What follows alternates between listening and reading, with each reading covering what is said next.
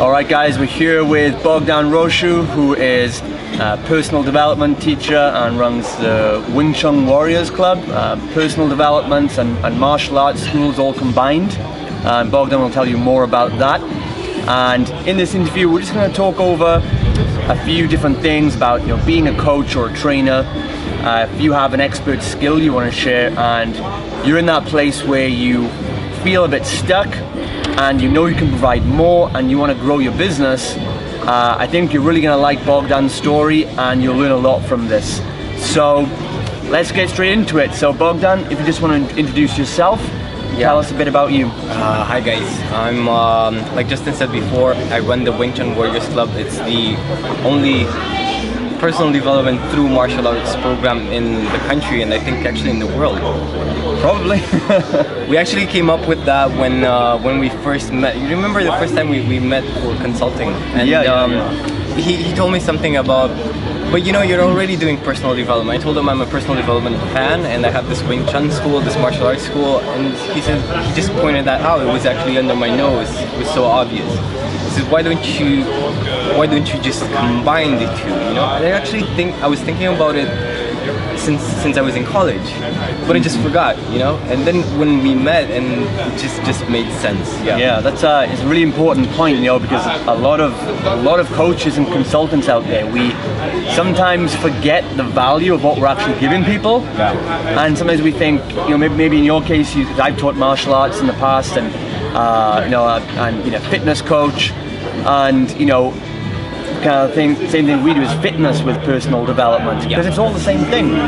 And we forget that sometimes and think that maybe if you haven't got this certification with life coach or something on it, that it has to be a separate thing altogether. I don't know. It's all about mindset and if you're ready to just take on the challenge, basically. Yeah. What I've noticed since I started working with you and Lina was that a lot of people are so they're so afraid to take this step just to invest something in themselves, basically. It's not the lack of belief in your program, because the results are there. It's the same for my Wing Chun program. The results are there. It's just the lack of belief in people themselves. Yeah, definitely. And we'll cover some limiting beliefs and things like that, and how the coaches can get around those things in their prospects later on. So let's start.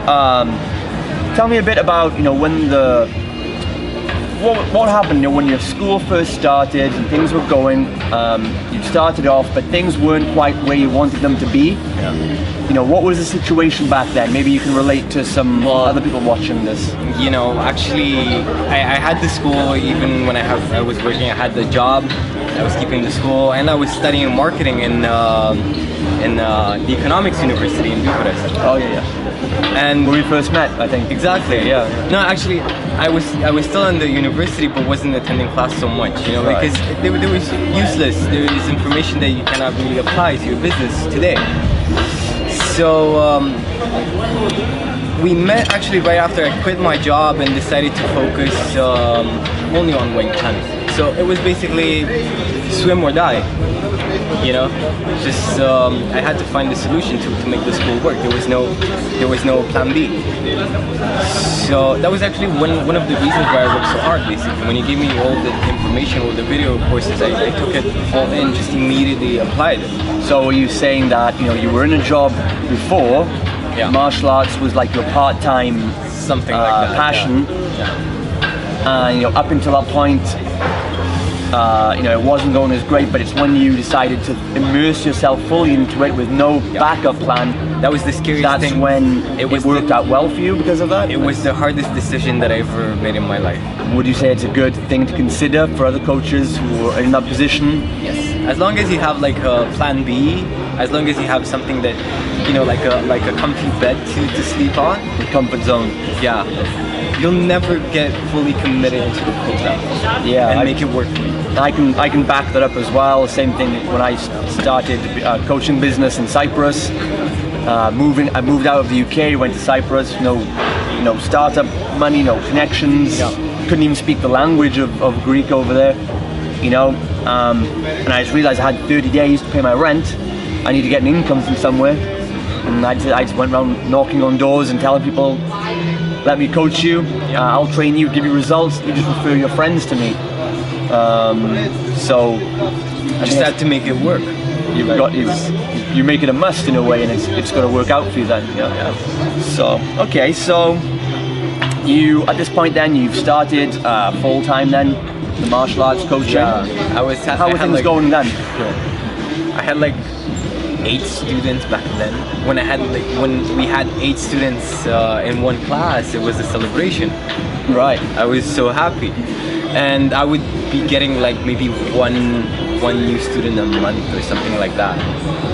So what were you doing to, like, what kind of marketing things were you doing back then just that weren't working for you? Just like all the bullshit that everybody does right now, just posting random images on Facebook, something without. I didn't have a system. I didn't have a system to use to get new people and get the results I wanted, basically. So that was basically getting me nowhere. Just doing like check-ins. Oh, come and train with us. You're gonna get, you're gonna like it so much. It's the boring usual stuff. And what was your mindset back then? So you're in that place, like 1-2 new clients a month, very, very slow growth. Yeah. What kind of thoughts went through your head at that time? What was your mindset like? It's scary in the beginning. You don't know what you're gonna do. You don't know if you're gonna succeed or not because you just bet everything. I didn't have much money back then. I was living in this student dorm room that the university, the economics university, gave to me. So I was living with 3 other guys in the same room and just working my ass off all the time. So I knew I was gonna make it, but I wasn't so sure how. Okay. If it made sense. Yeah, definitely. So then, as far as I know, the next thing is then, we met up, we came across each other, started working together. The first real thing we did to turn things around was, you went through a rebranding, didn't you? So do you want to tell the guys a bit about your rebranding and what you did and how that helped you? The most important step that I learned from you was to decide on who you want to serve. Your avatar, your ideal client. Who is the best person that you can give your services to? So the rebranding was basically around that, right? Okay. So what happened? What was the club before, and what did it become after? To give the guys a better idea of it was just like what actually happened. Your average martial arts club. You get there, train, sweat, and then go home. And what did you call? Like, what was the business called? What was the club called? Wing Chun Bucharest. Wing Chun Bucharest. Okay. Yeah. So that was made for Google, I think, was it? Something. Yeah. Exactly. Just to get SEO. Okay. And now obviously it's the Wing Chun Warriors Club. Yeah. It's. So talk about a little bit how that ties into you found your avatar, and then your rebranding came from that. So what did you discover in that process? But it's much more easier to teach and get results with people that you actually like to work with.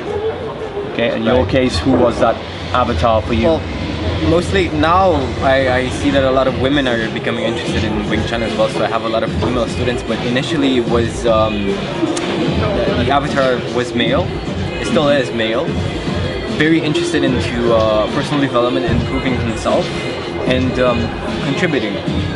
Right? Not just working for himself, just to fill his belly up, to give something back. Mm-hmm. So a person that is not afraid to invest in himself and is not afraid to work hard to get the results that he wants, right? Because I may have like a tree with the best fruit in the world, but if you don't get up your ass and pick up the fruit, then what are we talking about? So to give people a more clear idea, it sounds like, if we take your avatar, like you just mentioned, a guy or a girl, you have girls now, who want to develop themselves personally and give back. That sounds very different to what you might expect the stereotype for, let's say, a hardcore kickboxing gym might be or something. Yeah. So, people might not see the value in this exercise as such, but when you realize even in one industry like martial arts, you can have very different types of customers. Yeah. And Same for life coaches or health coaches. You might think all the clients are all the same, but really there can be huge differences that they might not be picking up on. So they're really amazed when they come to the school that they get the same results as they would, except for the fat loss, but the same power and speed. Actually, no, you become like 2 or 3 times faster than a kickboxer or a boxer. So you see these average-looking people with tremendous amounts of force and speed. So yeah, that's also like. And would you say, looking, a bit beyond the norm, let's say. Okay. Yeah. And would you say, with the avatar as well, it's also about figuring out for your consulting business who you don't want to work with? Absolutely. You know how many people I actually had to turn down since we started working together because I realized that they weren't a good fit with the program. So. And this is a concept that a lot of coaches right now are probably shocked, turning down customers. They probably think, like I thought at one point a long time ago, I struggle to get only like 5 or 6 leads a month. How can I turn people down when they don't want to give me money? What did you think about that when you started turning people away? How does that work? It actually makes sense to me from the beginning because when you told me why would you want to work with somebody that maybe doesn't appreciate it or doesn't know how to use or will never learn how to use the system or something like that. It's a waste of time and you're not leaving money on the table, believe me. A very nice result of doing this, of turning people down, is the group that we created in the school. We see a lot of people that resonate with each other. They're also happy. For example, my Wing Chun instructor came from Greece. He was just blown away from the quality of people that I have in my school. I have one guy, he's a university teacher. He teaches Romanian literature and he's an author, right? So very, very high quality people as well. Yeah, and that's really important. Wing Chun is not for everybody, and that's fine. And I suppose that comes into when it comes to pricing as well. If you want to charge higher prices for what you do, you need to get those more qualified people. It's much better to have 10 clients paying you 100 euros a month than to try and get 20 paying you 10 euros a month, because those clients, there's less work to do at first, less people to serve, so you can do a better job with each client, get them better results, which gets you better referrals. So you earn the same amount of money or more money for less work. They stay for longer. Those people, they rave about you, they tell their friends. Another important thing that people don't realize with this is that the quality of your clients is also the quality of the people they spend time with. Absolutely. So if you have, beat down, broke-minded, complaining, miserable clients, all their friends are pretty much going to be the same mentality. I was talking to one guy that actually had to turn down. He did Muay Thai or something like that. Very, very arrogant on the phone. And I said, look, I'm sorry, I don't think my program is a good fit for you. He says, really? If that's the case, I'm going to tell all my friends about that. They say, yeah, you do that because I don't want your friends either. Yeah, that's it. So, and that's it. I'm confirming again. This is behavior that most coaches will think is absurd and crazy because no one else does it. But if you copy what everyone else does, you'll get the results they've got, and they're all, or maybe worse results. And that's why 90% plus of coaches and trainers are struggling to earn a good income, because they copy the other guys who are also all broke and struggling. You've got to do things differently. The fastest way to improve yourself or to get real business growth is to get a mentor, somebody who's already there. Yeah. And what made you make that decision in the first place for us to work together back then? What went through your mind? If you've been as a coach for a while without a mentor, a business mentor, and then suddenly you make the choice to have one, what changed for you? What mindset shift do you have to make? A really important factor was that I was following one of your mentors on the internet. I was following Frank Kern, and a lot of Frank's stuff made a lot of sense to me. So when we first met and we discussed about marketing, about finding your avatar, stuff like that, I said, okay, this guy is, he knows what he's talking about. So that was a decision for me, basically, to get help. And of course, being into personal development, I knew that from Tony Robbins as well, that he says, get a mentor, learn from the best and stuff like that. So yeah, it just made sense at that time. Maybe if we would have met like a year ago, it wouldn't be the same case. All right, great. Okay, so that wraps up part 1 of this interview. In the next part, come right back. We're going to talk over some specific business strategies and share what Bogdan's doing right now and how he's tripled the size of his business or more. Stay tuned for the next video.